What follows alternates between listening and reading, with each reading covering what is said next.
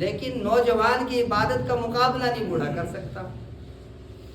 وہ تو مجبور ہو گئے، اب نہ کچھ کر سکتا ہوں. اب اللہ اللہ ہی صحیح بات لوگ کہتے ہیں نا، اللہ کو تاریخ دیتے رہتے ہیں. عمرے پہ جاؤں گا پھر عبادت اور نمازیں شروع کروں گا، بار سے شروع کروں گا، اگلے جمعے سے شروع کروں گا، اس رمضان سے شروع کروں گا. اللہ کو تاریخ دے رہے ہیں.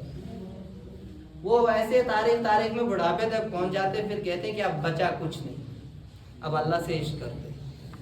اب کہیں اور عشق لڑانے کے قابل رہے نہیں، اب کہاں لڑاتے ہیں؟ اللہ سے لڑاتے ہیں. تو وہ عشق کرنا اللہ سے وہ بھی کامیاب ہے، اگر کوئی مرنے سے پہلے اللہ سے عشق کر لے، یاری لگا لے. لیکن نوجوان جب سجدہ کرتا ہے اور تہجد پڑھتا ہے نا، اللہ تعالیٰ فرشتوں میں فخر کرتے ہیں اس نوجوان کی عبادت کا، اس نوجوان کی رات کی اس ٹھنڈ میں کھڑے ہونے کا، کہ دیکھو میرا نوجوان بندہ. نوجوانی کے اندر کتنی خواہشات ہوتی ہیں، سب کو چھوڑ کر میرے حضور رات کو کھڑا ہوا ہے، اپنی بیوی کو چھوڑ کر، سب چیزوں کو چھوڑ کر. اور جب نوجوان اللہ کا بن جائے تو اس نوجوان کی عبادت کا اگر کوئی واسطہ بھی اللہ کو دے دینا تو اللہ اس کو بھی نہیں لوٹا. علامہ جوزی نے ایک واقعہ لکھا ہے، حضرت حبیب ابن زید، ان کے پاس ایک شخص آیا کرتا تھا، مالدار، بڑا پیسے والا تھا، چودھری تھا اپنے وقت کا. تو حضرت حبیب ان سے فرماتے تھے کہ اے بھائی، اللہ نے اتنا نوازا ہے، نماز پڑھ لیا کر، نیک بن جایا کر، توبہ کر لے، اللہ کے راستے میں واپس آ جا. تو وہ بھی اللہ کو یوں ہی تعریف دیتا رہا. ٹھیک ہے جی بزرگ جی، اگلے ہفتے سے، اگلے جمعے سے، اگلے رمضان سے ایسی زندگی کٹ رہی. ایک دن وہ اچانک آیا اور توبہ کرنے کی نیت سے پہنچ گیا. حضرت حبیب ابن زید نے فرمایا کہ کیا مسئلہ ہے، تو کیسے لوٹ آیا؟ فرمایا کہ ایک نوجوان توبہ کروا گیا، ایک نوجوان توبہ کروا گیا، ایمان کو تازہ کر گیا. کہا وہ کیسے؟ کہا میں بغداد کے شہر میں گیا مچھلی خریدنے کے لیے، میں نے 10 کلو مچھلی خریدی.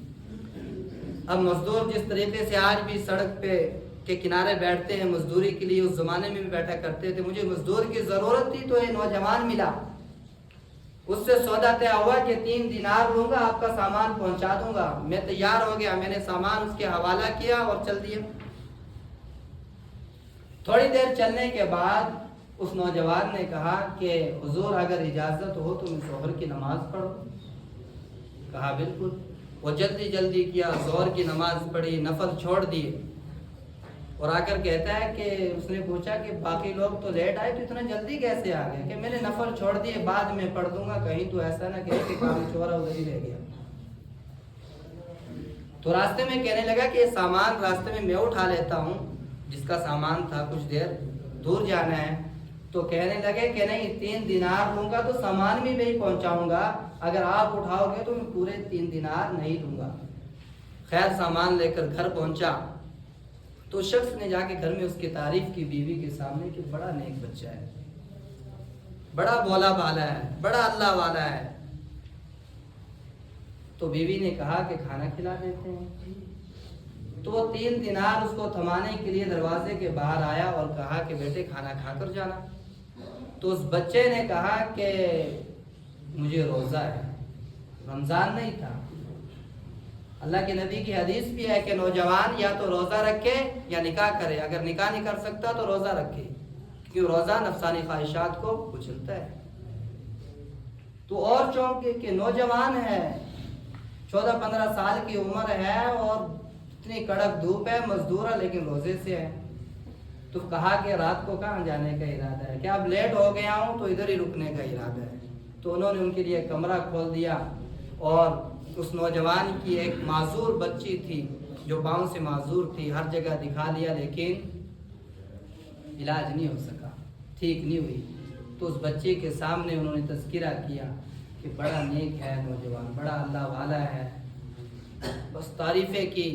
تو اس بچے نے اللہ سے رو لگائی اور کیا کہا کہ یا اللہ، اگر وہ واقع اتنا نیک ہے، واقع اتنا نوجوان جو آیا ہے اتنا زیادہ نیک ہے، تیرا پیارا ہے، میں اس کی نوجوانی کی عبادت کیا تمہیں واسطہ دیتا ہوں. آپ کو یہی واسطہ ہے یا اللہ کہ اس کی نوجوانی کی جو عبادت ہے اگر تجھے وہ محبوب ہے تو اس کے صدقے میری اس بیماری کو ختم کر۔ کہتے ہیں کہ ابھی ہاتھ نیچے نہیں آئے تھے، اللہ تعالیٰ نے صحیح سلامت کر دیا۔ رات کو دروازہ کھڑکھڑایا اس بچی نے، ماں باپ چونک کے اٹھے کہ آدھی رات کو کون آ گیا دروازے پر۔ جا کر دیکھا تو اندر سے بچی کی آواز تھی، تو اور چونکے، دروازہ کھولا، بچی اپنے قدموں پہ کھڑی ہے۔